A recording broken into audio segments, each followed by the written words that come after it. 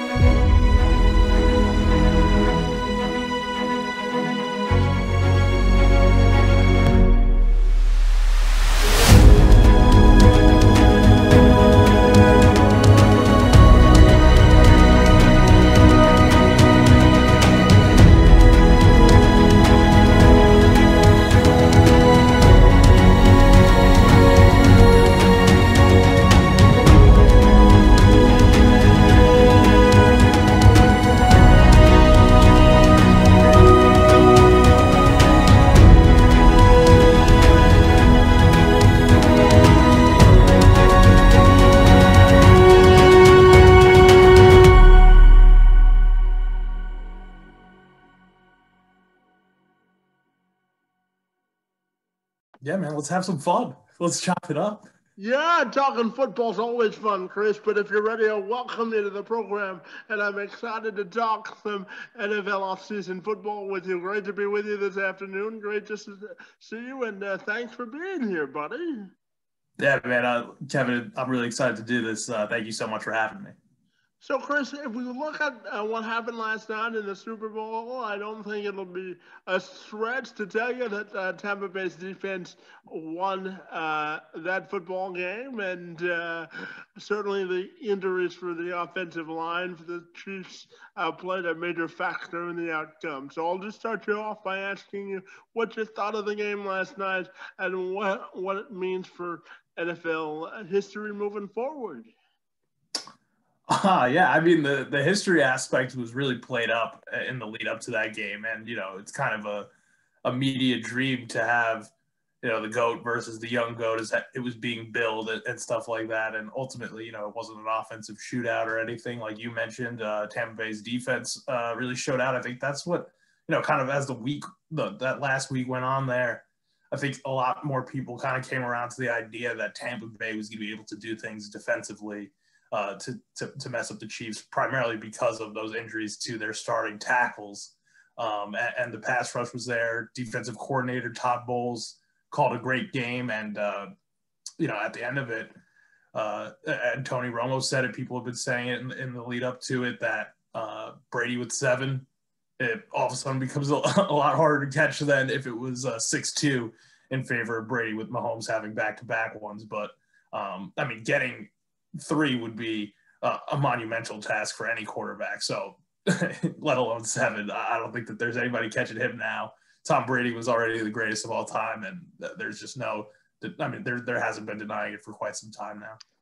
And can you tell me, what do you think this performance means for the way we view Patrick Mahomes moving forward? Oh, it shouldn't change a thing at all. I think that he played exceptionally well last night, given everything that he had to do. I don't know, Kevin, if you saw this, but Next Gen Stats by the NFL tracked Mahomes running 497 yards before either releasing the ball or being sacked. That's pretty crazy. It's the most since they've started tracking, and I think it was the 2015 or 2016 season. So he was on the run his entire life. He made that one, a couple plays that, I thought his receivers should have caught touchdowns. Tyreek Hill got hit in the helmet with a ball that went through his hands in the first quarter. And then that happened again on that incredible throw, maybe the greatest incompletion of all time, when he threw it horizontal to the ground. And I forget the receiver who dropped it, but went through his hands as well. So I think that was Robinson. Plays here. Yeah, a couple plays here or there. Could have been a different story. And we're talking about how Patrick Mahomes at 25 is already on, his way to becoming the greatest of all time. And there's still certainly time for that. Patrick Mahomes is still the best quarterback in this league, though, and I'm not even sure it's close. Just before we move on from the Super Bowl, what was your favorite commercial, buddy? Oh, man. I really liked the Michael B. Jordan Alexa commercial. I thought that was hilarious, just because of the guy, the husband or the boyfriend in that one. I thought that his reactions to Michael B. Jordan's sexiness was hysterical. Yeah, that one was good. My 2 favorites were Sesame Street and DoorDash, and then the one with Ashton Kutcher and the Cheetos commercials. Those were my 2 favorites. Yeah, Shaggy. Shout out Shaggy. Yeah, those 2 did it for me. But spinning it forward to the offseason, Chris, as you know, the Eagles are actively trying to trade Carson Wentz. So I'm just going to ask you, why do you think that situation has gotten so bad, and how do you think that'll end with Carson Wentz and the Eagles? How it got to this point, I think we can actually probably trace that back to their Super Bowl victory, and how it was Nick Foles who defeated Tom Brady and the New England Patriots for the Philadelphia Eagles back in 2018, after Carson Wentz was having an MVP-like season but went down late in the year. I think it was week 11 of that. But I think that out of all the outcomes here, him not being in Philadelphia is the likeliest one, just because they have an option there with Jalen Hurts, and they have a new head coach, so maybe an opportunity to start fresh. I'm interested to see, though, if Nick Sirianni, the new coach's charge, will be from ownership and management to rectify Carson Wentz, or to just kind of take the reins with Jalen Hurts here, or if they're players in any quarterback movement this offseason, which I don't imagine, but they will have to deal with Wentz one way or another, it looks like here. And Chris, as you know, we had 7 NFL head coaching openings this offseason, and only 2 were filled with minorities. And with a league where most of the players, I think 70 to 80% of the players are African American, why do you think it's been so hard for African American coaches specifically to land head coaching jobs? I think a lot of my colleagues at USA Today have done incredible work on this. Mike Freeman, Mike Jones, Jarrett Bell, Nancy Armour, all have written incredible stories about, how the NFL has gotten to this place, and how, hiring for people of color is just awful. And I don't think that anybody in the league or outside of the league would argue that if you gave them truth serum. It's not right. It's not equitable. It's not what the league. It's not. The league has started to take a stand on these racial issues, and it's just they're not backing it up with their actions at all. So I think that it comes down to ownership, and it comes down to ownership seeing themselves in the coaches they want on the field. And when all of the owners are white, they're going to hire white coaches. I think that's it comes down to connections and things like that.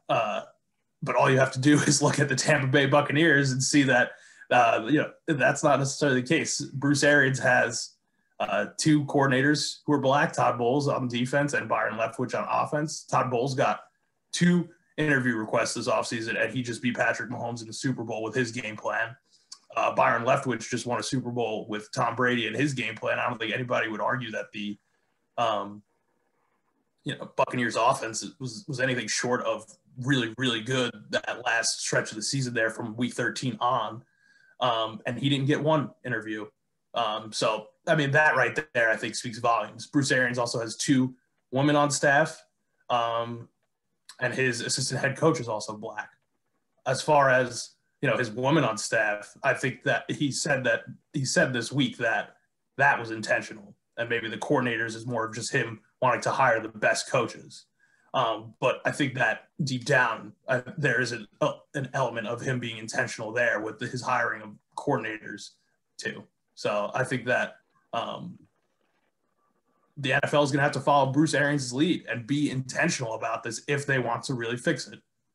Yeah, and I'm just going to follow up with Eric Bieniemy specifically.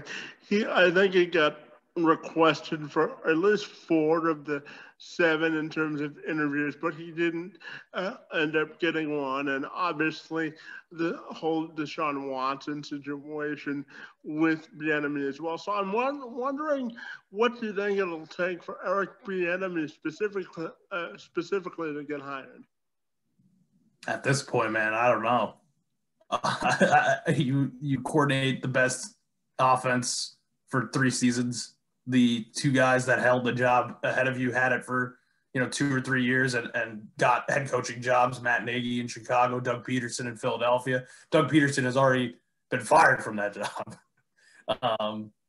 So I honestly don't know at this point, other than somebody who wants to be intentional and hire somebody who might not look like them for a job that he is certainly more than qualified for. I would have loved to see him get when Bill O'Brien was fired in Houston in October. My mind immediately went to that. I don't think at the time we realized how much of a mess Houston's front office and ownership situation is. So maybe he kind of dodged the bullet there. Same thing with Philadelphia. I thought that would be a great fit for him. Him working with Jalen Hurts maybe, and that roster would be really cool. But again, we're not really sure of what's going on in management there. So. Maybe it worked out for the best for him this cycle, but I mean, I'm hoping he gets an opportunity one day. I think he deserves it.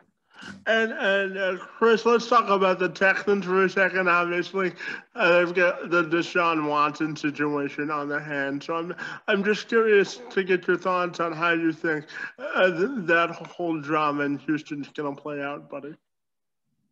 Yeah, I mean, Deshaun clearly thought that, feels disrespected by whatever happened there. I'm not sure what kind of promises were made, but whatever happened, they weren't on the same page. And that's a huge issue. You need to be on the same page with the guy that you just gave, $160 million to.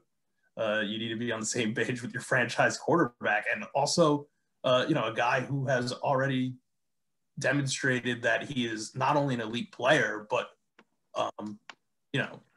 a real foundation for a franchise as a person. So to kind of upset him to that level is pretty alarming.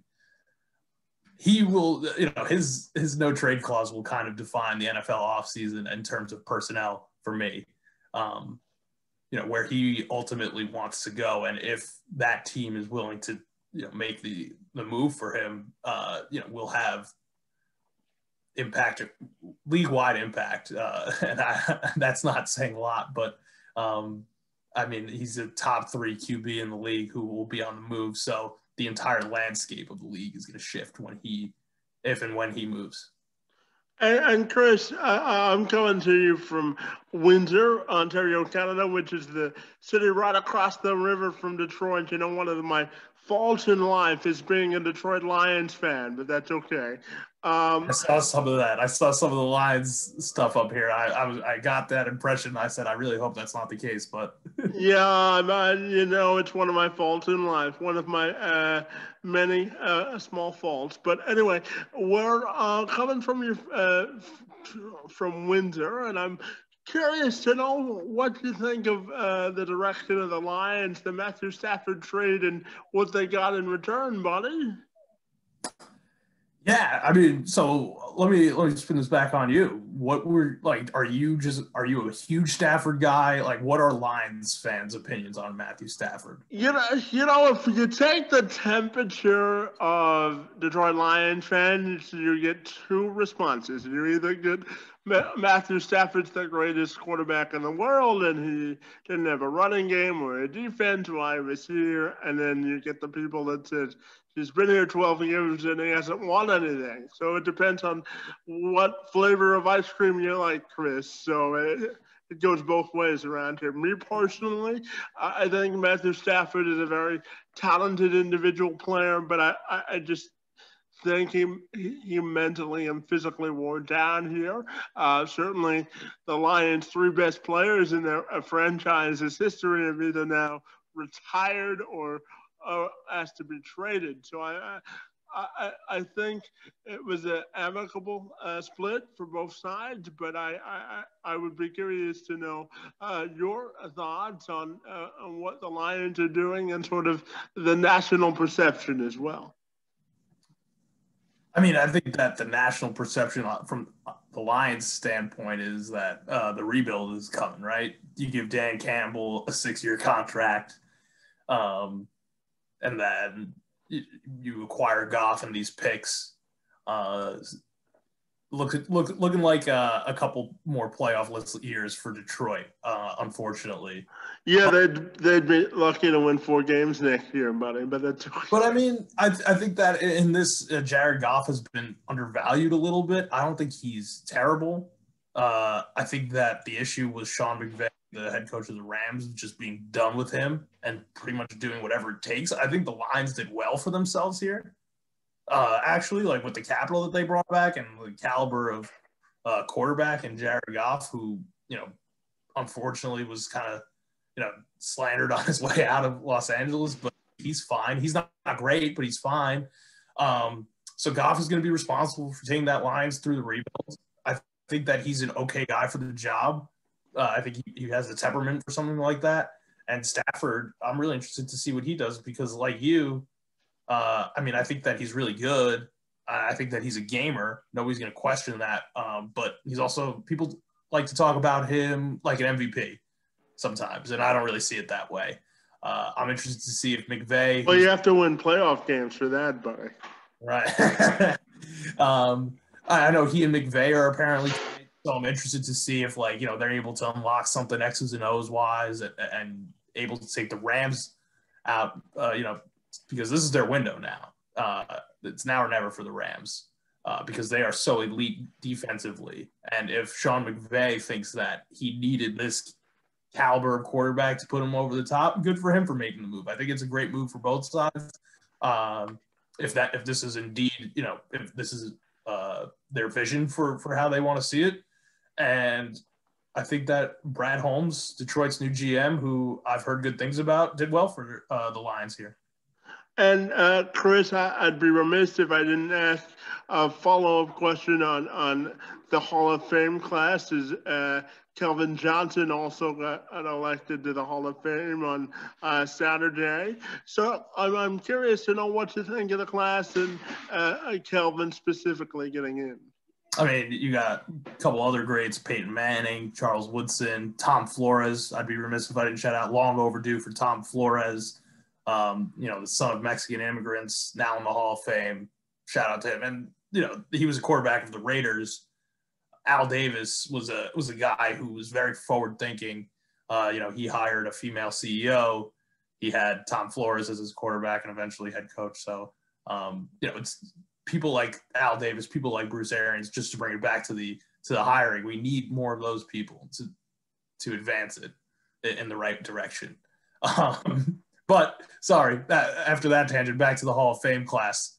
Like I said, two greats. And Calvin Johnson, I mean, I remember, he was one of the first receivers I remember being drafted that high out of Georgia. I remember he was out of Georgia Tech. So I remember his rookie year on and just being so dominant in the sense that, like, you would almost see two guys line up on him every play, and you don't see that with anybody anymore.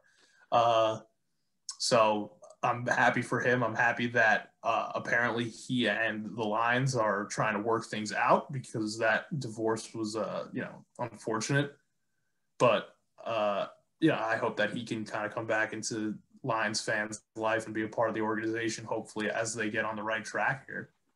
Yeah, absolutely. And as a Lions fan, they need all the positive publicity they can get, buddy. And by the way, your kneecaps are safe in this interview, by the way, okay? Thank you. And Chris, just before we move on from the Lions topic, I'm curious to get your thoughts on, with Goff now in the fold, how do you think that'll affect their draft plans at number 7 and their quarterback situation moving forward? Yeah, I think that at 7 there, especially, with an entire new, top to bottom staff and, personnel groups and everything, just the strategy of best player available there won't really hurt anybody too much. It's a common, tactic, and I think that a team like the Lions would be wise to do that and just, grab the best player available. Don't worry about depth or anything. I probably wouldn't go quarterback. I'll say that. If they really like a quarterback there that's available at 7, I probably still wouldn't do that, just because you have Jared Goff and you need to do certain things. But otherwise, best available player doesn't seem like a bad option to me. Well, the local flavor around here is that they need at least 8 to 10 new starters on defense. I'm not sure if the Lions hit a garage sale on defense, they would have many takers for the lot they put out last year, Chris. So they've got a lot of work to do on their defense, buddy. Right, and that's what that's usually where best available player comes in, because it could be a corner, or it could be a pass rusher. And I know that, the Lions have kind of drafted in both those areas recently, but I don't see a reason why you wouldn't go back there again. Well, I've been joking with a couple of people. I'm going to send out a search party to find the Lions a pass rush for next season, but I'll let you know the result of that search when I. Do you have a pass rusher you like in this class that you would like to see them grab there? Micah Parsons out of Penn State, the defensive end out of Miami. He's a great player, but he's more of like a middle linebacker guy. Well, to be perfectly honest, as bad as this defense was, I would take an upgrade at any defensive position. But this kid out of Miami is a good pass rusher, so I would strongly consider him.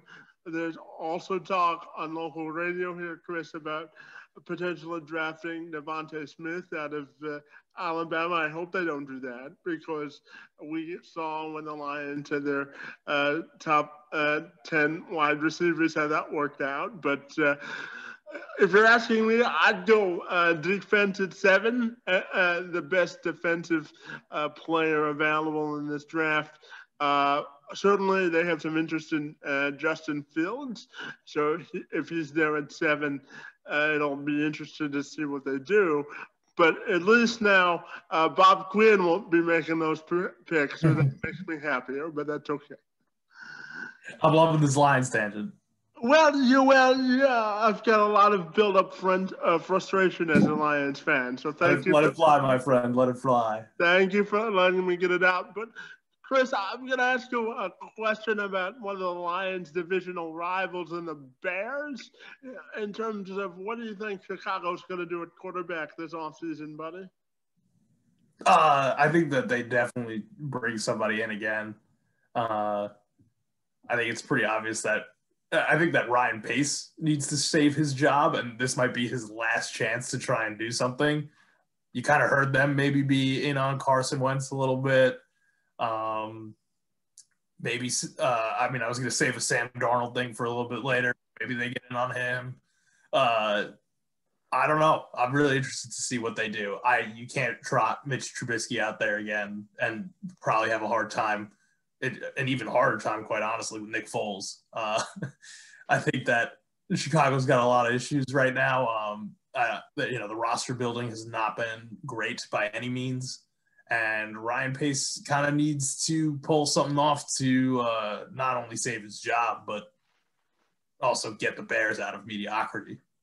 Well, as a Lions fan, I revel in the Bears' discontent, but it is sad to see them wasting that defensive talent because their offense can't get it together. But that's another story for another day.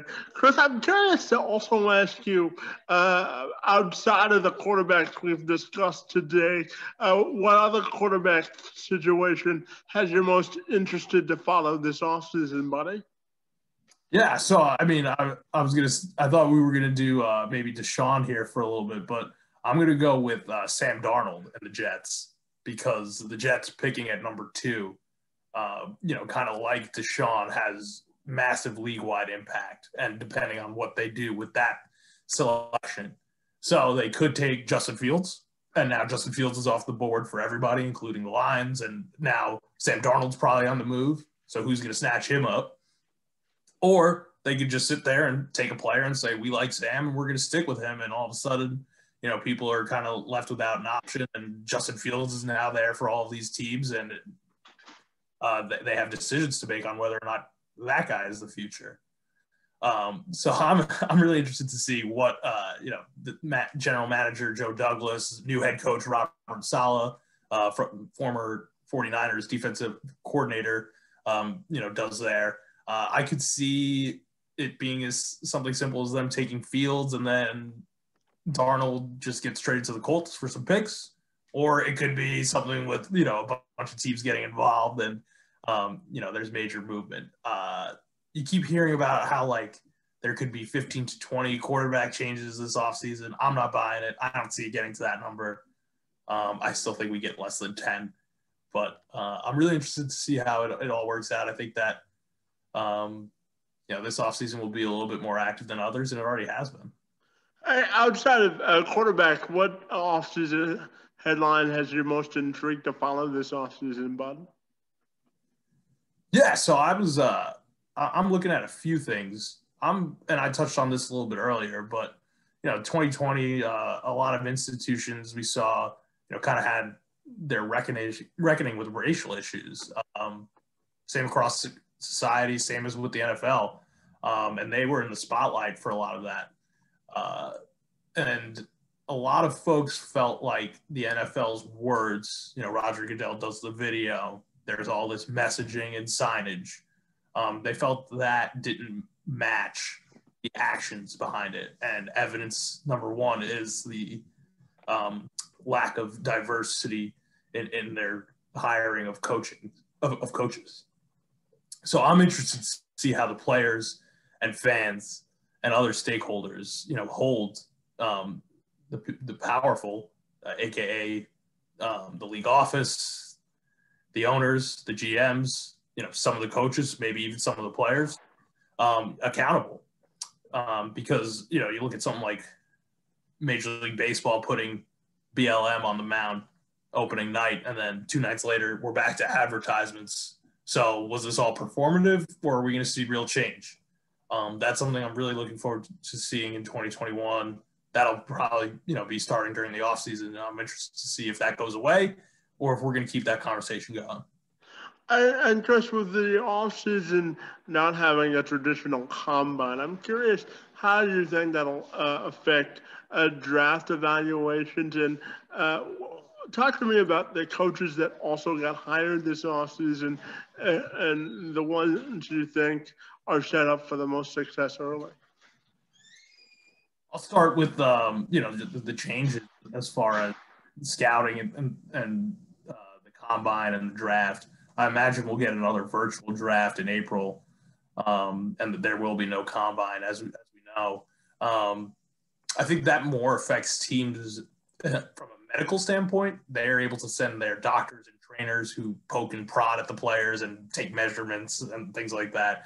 And they do it officially for all 32 teams. And then each team has a chance to go in and do it themselves and get their own information. I think that will be the biggest change. But as far as scouting and things like that, I don't think it'll be too much of a drop off. The best professional scouting systems are the ones that don't need to be in town for these pro days where, the clocks favor the athletes, or at the combine, where there's, all these people and stuff. So I think that in terms of evaluations shouldn't change too much, but as far as process and other things, it'll be a little bit different for sure. Yeah, and as far as coaches, I forgot to answer your part about the coaches. No problem. My apologies. We brought up Saleh in New York. I think that he's like a really solid head coach, or will be a solid head coach. I like his whole vibe, and I think that he will. He should do well. I'm not. How do you feel about Dan Campbell? I was a little thrown off by his introductory. His press conference was, for lack of a better word, I'll use the word unique. Yeah. Unexpected, but I will give him credit for this. He has put together what seems to be a veteran coaching staff. He hired John Capers and Anthony Lynn and Deuce Staley. Yes, that's a great hire, Deuce Staley. Yeah, who was coveted by a lot of other teams, but he took the job here.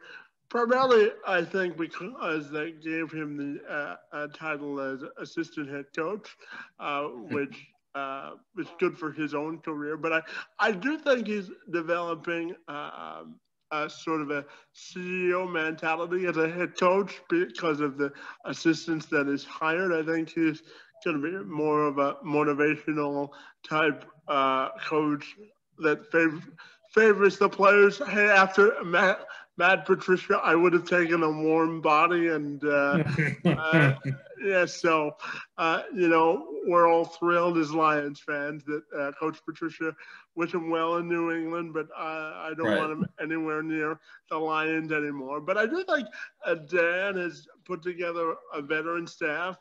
I don't think he'll win many games this year, just because I think the Lions are devoid of talent, but yeah, it'll be interesting to see how he does here in Detroit. Yeah, I mean, and then you had, kind of younger hires with Sirianni in Philadelphia, and then Stokely and what's his name? Brandon Stokely? Brandon Staley with the Chargers. Staley. Stokely is the former receiver. Wow. That's right. Yeah. Yeah. I mean, Brandon Staley was a D3 defensive coordinator 6 or 7 years ago, so his rise has been remarkable. And people that are really into the X's and O's love his entire defensive scheme thing. I thought he could have done a better job bringing in a better staff for Justin Herbert and the offensive side of that ball if he's going to kind of take and assume leadership of the defensive side. Joe Lombardi doesn't do it for you? No, I would have stuck with Pep Hamilton, honestly, or promoted Pep Hamilton from quarterbacks coach to coordinator. I think he's a great coach. Sirianni in Philadelphia, that was certainly an interesting hire. A surprise. That wasn't much of an extensive coaching search, but that's okay. Yeah, and another guy who was not impressive at all in the in his introductory news conference. But yeah, I mean, it's David Culley in Houston. Another guy that like a surprise name-ish. You didn't really hear much about him in hiring circles ahead of, him starting that process with Houston and then ultimately getting it, which, very happy for him. He's a, football lifer and certainly deserves a chance. So interested to see, if Deshaun somehow stays, how he's able to, mold that relationship. Yeah, I'm fascinated to see if Deshaun Watson stays, because I know the Texans have said that they're not interested in trading him, but I don't know. He'll just hold out. He'll just hold out.